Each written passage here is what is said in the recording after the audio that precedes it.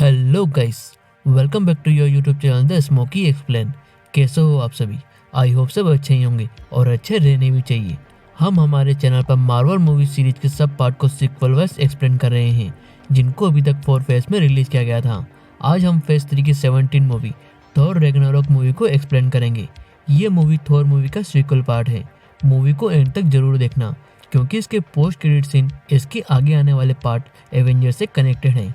Guys, हमारे channel पर Marvel के फेज 1 और फेज 2 की सारी मूवी को सीक्वल वाइज एक्सप्लेन कर दिया गया है, जिसका लिंक डिस्क्रिप्शन के अंदर है। और अगर आपने अभी तक हमारे चैनल को सब्सक्राइब नहीं किया है तो कर ले, and don't forget to press bell icon. तो बिना किसी देरी के मूवी पर आते हैं। मूवी की स्टार्टिंग में सोकोविया हमले के 2 साल बाद थोर को दिखाया जाता है, जिसको एक आग का दानव सर्टर अपने प्लेनेट पर पकड़ लेता है।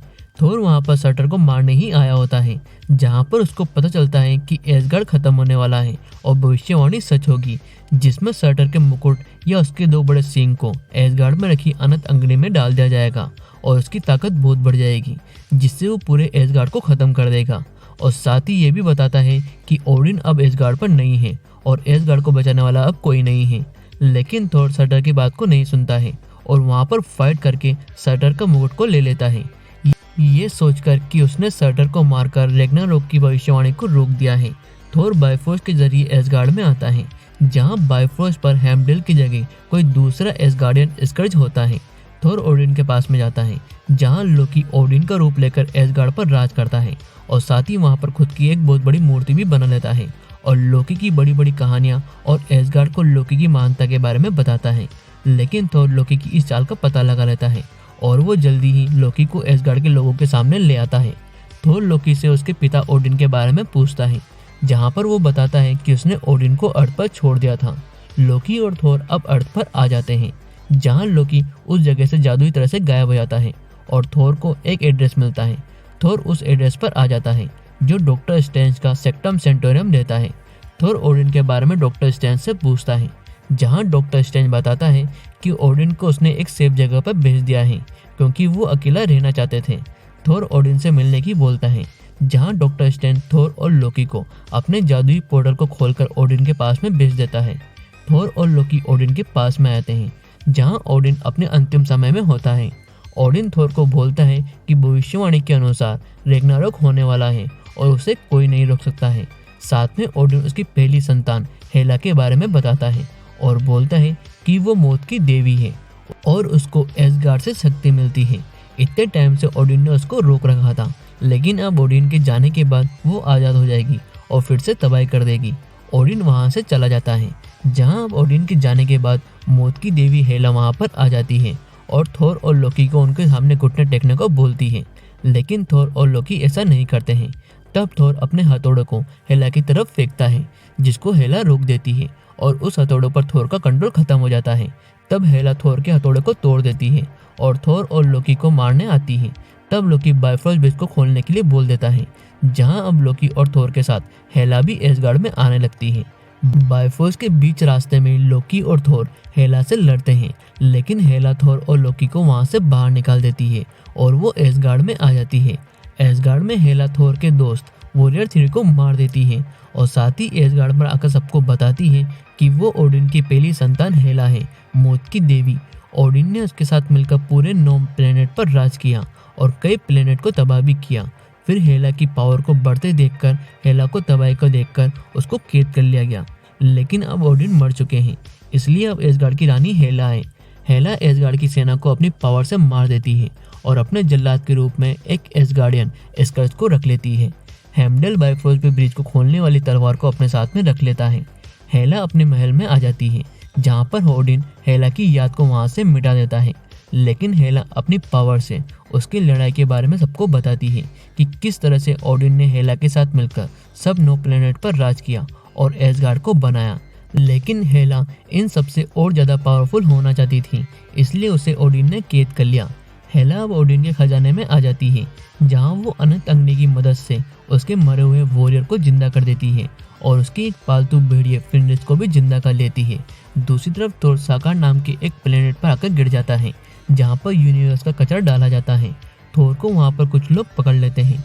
थोर उनसे लड़ने की कोशिश करता है, लेकिन बिना हथौड़े के कमजोर पड़ता है। तब वहाँ पर स्क्रैपर 142 नाम की एक लड़की आती है जो थोर को दूसरे लोगों से छुड़वा लेती है और एक इलेक्ट्रॉनिक डिवाइस के जरिए थोर को बेहोश कर देती है और उसे वहाँ से साकार के किंग ग्रैंड मास्टर के पास में लेकर आ जाती है, जहाँ ग्रैंड मास्टर थोर को अपने अखाड़े में लड़ने के लिए रख लेता है। थोर को वहाँ लोकी भी मिल जाता है, लेकिन लोकी ग्रैंड मास्टर के साथ में मिला होता है और वो थोर की मदद नहीं करता है। ग्रैंड मास्टर थोर को अपने अखाड़े में लड़ने के लिए उसे दूसरे लोगों के साथ में रख देता है। थोर के पास में लोकी आता है और बताता है कि वो कुछ टाइम में यहाँ से बाहर निकल जाएंगे, लेकिन वो वापस एसगार्ड में नहीं जा सकते हैं क्योंकि उनकी बहन हेला उन दोनों से पावरफुल है और उसने एक बार में थोर के सबसे पावरफुल हथौड़ों को तोड़ दिया है। पर तुम्हें उसके पहले साकार के चैंपियन से लड़ना होगा और जीतना होगा, तब हम यहाँ से बाहर निकल सकते हैं। थोर यहाँ स्क्रैपर 142 से बात करता है, जहाँ उसे पता लगता है कि स्क्रैपर 142 एक एसगार्डियन है और वो उसकी मदद करने के लिए बोलता है, लेकिन स्क्रैपर 142 उसकी मदद नहीं करती है। साथ ही थोर स्क्रैपर 142 के हाथ में एक टैटू देखता है जो एसगार्डियन वल्कुरी का रहता है, जिसमें बस फीमेल वॉरियर ही रहती है। लेकिन एक लड़ाई में सारी फीमेल वल्कुरी वॉरियर खत्म हो गई थी और उनमें से तुम एक ही हो। तब स्क्रैपर 142 बोलती है कि वो वल्कुरी नहीं है। थोर को अब साकार के अखाड़े में लड़ने के लिए लाया जाता है, जहाँ स्टैनली थोर के बड़े बालों को काट देता है। थोर साकार के अखाड़े में आ जाता है, जहाँ उसके सामने साकार का सबसे पावरफुल दानव आता है, जो कोई और नहीं ब्रूस बैनर हल्क रहता है। हल्क यहाँ सुकोवे के फाइट के बाद गायब हो जाता है, जो साकार में ही रहता है। थोर हल्क को देख के खुश होता है और उससे अपना दोस्त बताता है, लेकिन हल्क थोर को मारता है और यहाँ दोनों की एक तगड़ी फाइट होती है, जिसमें हल्क थोर को बुरी तरह से मारता है। लेकिन फिर थोर अपनी थंडर पावर से हल्क को एक जोरदार बिजली का झटका देता है, जिससे हल्क कमजोर पड़ता है। लेकिन तब ग्रैंड मास्टर थोर के इलेक्ट्रॉनिक डिवाइस से उसे करंट दे देता है, जिससे हल्क इस अखाड़े में फिर से जीत जाता है। दूसरी तरफ हेला पूरे 9 प्लेनेट पर फिर से अपना राज करने के लिए बायोफोर्स ब्रिज की तरफ जाती है, जहां से बायोफोर्स ब्रिज को खोलने वाली तलवार हेमडल ले जाता है और साथ ही हेमडल एसगार्ड के लोगों को भी हेला के लोगों से बचाकर एक सेफ जगह पर ले आता है। हेला स्कर्ज को हेमडल को ढूंढने के लिए भेज देती है। साकार प्लेनेट पर थोर हल्क के साथ में ही रहता है, जहाँ हल्क बताता है कि वो किस तरह से साकार प्लेनेट पर आया और वो हमेशा से ही हल्क है, बैनर नहीं है। थोर हल्क को उसकी हेल्प करने के लिए बोलता है, लेकिन हल्क मना कर देता है। थोर अब स्क्रैपर 142 से बात करता है और उसे बताता है कि एसगार्ड खतरे में है, ओडिन मर चुके हैं और साथ ही मौत की देवी हेला वापस आ गई है, जो एसगार्ड के लोगों को मार रही है। तब वल्कुरी बताती है कि बहुत साल पहले हेला ने एसगार्ड पर राज करना चाहा था, जहां ओडिन ने उसको रोकने के लिए दूसरे वल्कुरीज को भेज दिया था, लेकिन हेला ने सब वल्कुरीज को मार दिया और वहां बस वो एक ही बची थी और वो वापस एसगार्ड में नहीं जाएगी। थोर यहाँ बातों ही बातों में स्क्रैपर के हाथ से उसका इलेक्ट्रॉनिक डिवाइस को ले लेता है, जिससे थोर को शॉक दिया जाता था। थोर उसे निकाल देता है और वहाँ से हल्क के शिप से भागने की कोशिश करता है, जहाँ थोर के पीछे हल्क भी आ जाता है और उसके पूरे शिप को तोड़ने लगता है। तभी शिप में नताशा की एक रिकॉर्डिंग चालू हो जाती है, जिसमें नताशा हल्क को शांत करवा रही होती है। ये सुनकर हल्क में चेंजेस होने लगते हैं और वो बैनर बन जाता है। बैनर को सुकोवे की फाइट के बारे में पता होता है, जहाँ वो 2 साल से हल्क की बॉडी में ही रहता है। साकार का राजा ग्रैंड मास्टर हल्क को ढूंढने लगता है। ग्रैंड मास्टर लोकी और स्क्रैपर को हल्क और थोर को ढूंढने के लिए भेजता है, जहाँ लोकी स्क्रैपर से लड़ता है और लोकी को भी पता लग जाता है कि स्क्रैपर वल्कुरी है। तब लोकी अपने जादू से उसकी पुरानी याद दिखा देता है, जहाँ किस तरह से हेला ने सब वल्कुरीज को मार दिया था और उनमें से वो बस एक ही बच गई थी। थोर और हल्क अब सबसे बचकर साकार से निकलने की कोशिश करते हैं, जहां उनके सामने स्क्रैपर आ जाती है और थोर के साथ बैनर को ले जाती है, जहां वो लोकी को भी पकड़ लेती है। स्क्रैपर अब वल्कुरी बनकर थोर के साथ एसगार्ड को बचाने के लिए बोलती है, जहां वो एक टूटते हुए सितारे के बीच में से होकर एसगार्ड पर जल्दी पहुंच सकते हैं। लोकी बताता है कि वो उनकी मदद करना चाहता है और उनको यहाँ से बाहर निकालने के लिए शिप दिला सकता है।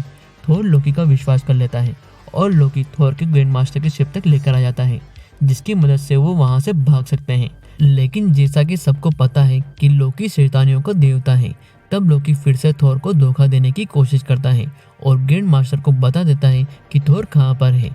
तब थोर लोकी के ऊपर वो इलेक्ट्रॉनिक डिवाइस को लगा देता है और उसे शॉक देकर उसी जगह पर छोड़कर ग्रैंड मास्टर के शिप को ले जाता है। थोर के पीछे साकार के दूसरे शिप भी आ जाते हैं, जहाँ पर अब वल्कुरी आकर दूसरे शिप को तबाह करने लगती है और अब वो ब्लैक होल के जरिए वहाँ से निकलते हैं जहाँ से यूनिवर्स का एस्केप गिर रहा होता है। साथ में लोकी कोर के साथ वहाँ से निकल जाता है। दूसरी तरफ एसगार्ड में हेमडल का पता लगाने के लिए हेला एसगार्ड के लोगों को उसके जल्लाद स्कट से मारने के लिए बोलती है। जहाँ हेला को पता लग जाता है कि हेमडल कहाँ है, थोर के साथ वल्क्यूरी और ब्रूस भी एसगार्ड में आ जाते हैं जहाँ सब जगह तबाही ही होती है।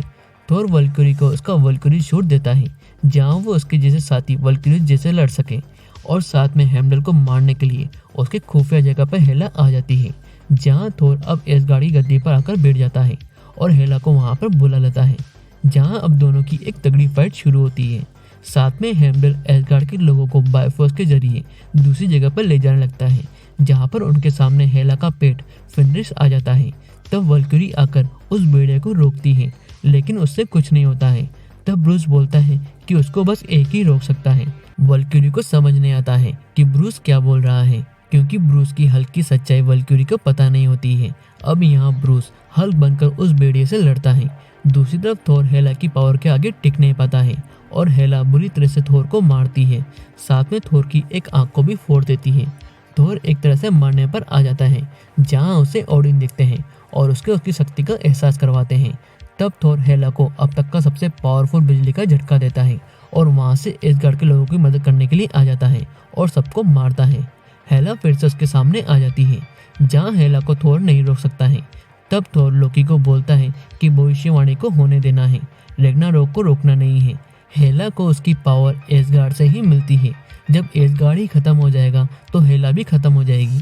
लोकी अब ओडिन के खजाने में जाकर अनंत अग्नि में सर्टर के मुकुट को डाल देता है जिससे सर्टर जिंदा हो जाता है और साथ में लोकी की नज़र टेसरेट के ऊपर भी रहती है। सर्टर अब एसगार्ड को खत्म करने लगता है। तब उसे जाकर हेला रोकती है लेकिन एसगार्ड खत्म होने लगता है और उसके साथ हेला की पावर भी खत्म होने लगती है। हल्क उस भेड़े को मारने के बाद अब सर्टर को मारने जाता है जहाँ पर उसे थोर रोक लेता है। थोर अपने एसगार्ड के लोगों को लेकर वहाँ से निकल जाता है जहाँ थोर की आंखों के सामने उसका पूरा एसगार्ड तबाह हो जाता है और उसके साथ भी हेला भी खत्म हो जाती है। थोर अब एसगार्ड के लोगों को नया घर देने के लिए उन्हें अर्थ पर लेकर आता है जहाँ लोकी भी उसके साथ में ही होता है। लेकिन तभी उनके शिप को एक बड़ा सा शिप आकर रोक लेता है जिसके साथ लिखा होता है कि Thor is return in Avenger Infinity War, और इसी के साथ मूवी का एंड होता है। सो गाइस, आपको ये मूवी कैसी लगी लाइक और कमेंट करके बताएं। आगे ऐसे भी और दूसरी कई मूवी का एक्सप्लेनेशन लाया जाएगा। तब तक के लिए आप चैनल को सब्सक्राइब कर लें and don't forget to press bell icon. Thank you.